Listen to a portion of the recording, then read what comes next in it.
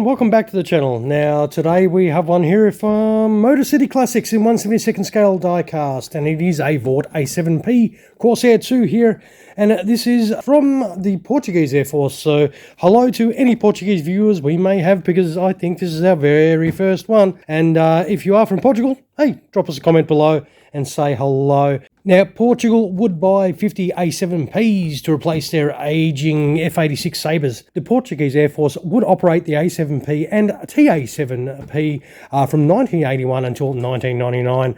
Although the A-7 was known for their reliability and low maintenance, the A-7s in Portuguese service did experience some maintenance and logistical issues, which did result, unfortunately, in 14 accidents, which also included 9 pilot deaths. Now, the Portuguese Air Force would start replacing these with F-16s in 1986. The final Corsair was retired from service in 1999. Now, let us check out this Portuguese Corsair, or Corsair II. Now, this does have some information in the flap there if you're into that kind of stuff.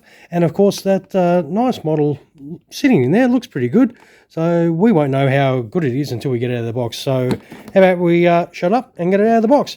All right, let's check out this Portuguese A7. All right, let's get this lid open. We've got this out of the box now, and it does have the sort of usual deal on the side of the packet here. The landing gear options for gear up, gear down, all the gear bay doors and everything. And this aircraft sitting in there, it does come out nicely, of course. It doesn't have a huge weight feel to it, like heaviness. And it does have a stand in. It does look a little bit like something you'd get from Altea and companies like that. We'll whack this over here.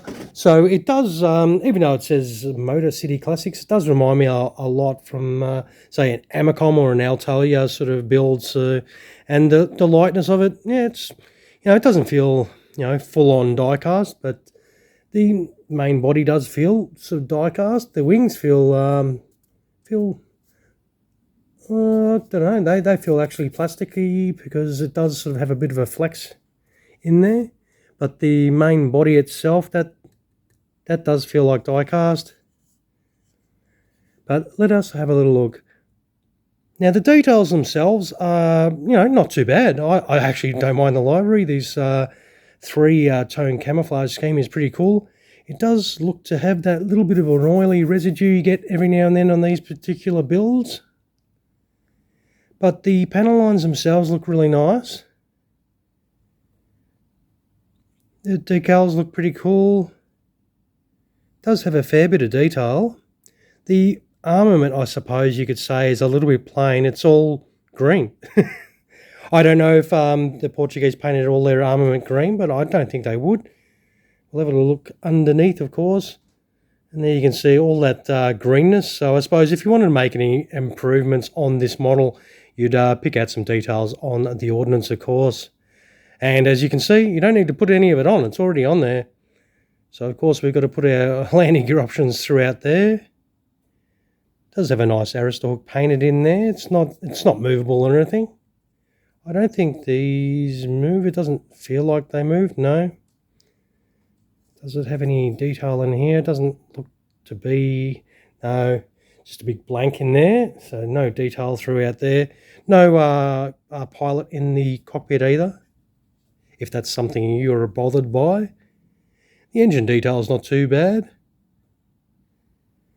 Look, overall, I'm pretty happy with it. It does look pretty cool, but we haven't put anything on, so who knows how it's going to go together. So what we'll do is we'll put this in flight and check it out and see what it looks like.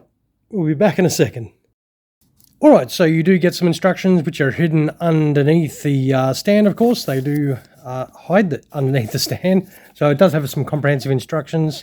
This is the stand that you do get. It does have some details of the aircraft, and of course it is a two-piece stand. You put that together, and of course the aircraft, this is straightforward. You just put a piece in there, a piece in there, a piece in there, a piece in there, and a piece in there, and that is your in-flight options done.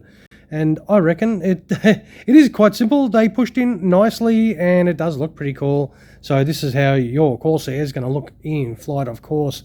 And I reckon this does look, pretty decent, actually. It's not a bad looking unit. And of course, if you do want to put it on the stand, well, you just chuck it in these two stand holes, and that is job done on the stand. And that looks pretty cool to me.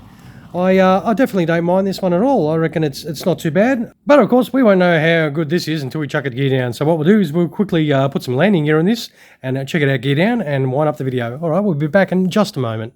All right, here we have this Portuguese Air Force Corsair, Corsair II, set up for a gear down.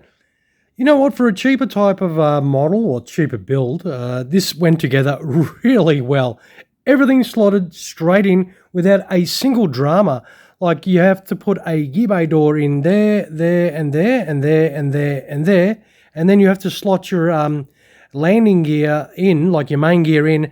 And there's two pieces, like you have to put it in two holes there, as well as line it up with a third hole there to put them in. And it went in without a problem. No hassles whatsoever. I mean, there's no detail or anything in the wheel wells, which, you know, doesn't really bother me that much.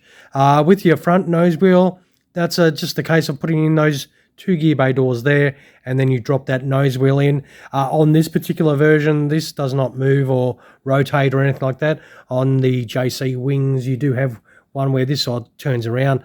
Also, the JC wings one seemed to have took a little bit more to put together. This surprised me on how well everything dropped into place and fitted.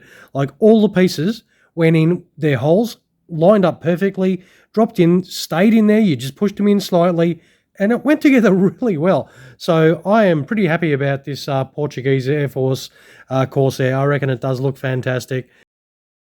And like it goes together really well. And for a cheaper build, of course, this is not an expensive one. It sits on the landing gear without a drama. It is not your quality of, say, Hobby Master or anything like that. But it is an unusual aircraft. Like, you don't get too many Portuguese options out there. But I reckon this goes together really nice and does set up nicely. Look, it's a pass for me. I'm pretty happy with it. There will be little imperfections here that someone with a bit more of an astute eye will pick up and point out maybe in the comments below. Feel free to do that, of course. But for a fairly basic model and something, you know, you can put together nicely and chuck on your shelf to represent the Portuguese Air Force, this thing does set up very nicely, and I'm pretty happy with it. All right, everyone, I will do the usual, of course. I will take some photos of this, chuck it at the end of the video so you can check this out without my fingers all over it. And, of course, if you like it like I do, don't forget some of those down there. And as I said, always feel free to drop in a comment. And of course, feel free to subscribe to the channel if you're yet to do so. All right, everyone, I'll wind up the video by saying thank you so much for checking out another one of our diecast reviews. I hope you enjoyed this little release here from Motor City Classics in 1/72 scale diecast. All right, everyone, thanks for watching. You all have a fantastic rest of your day. Cheers, everyone.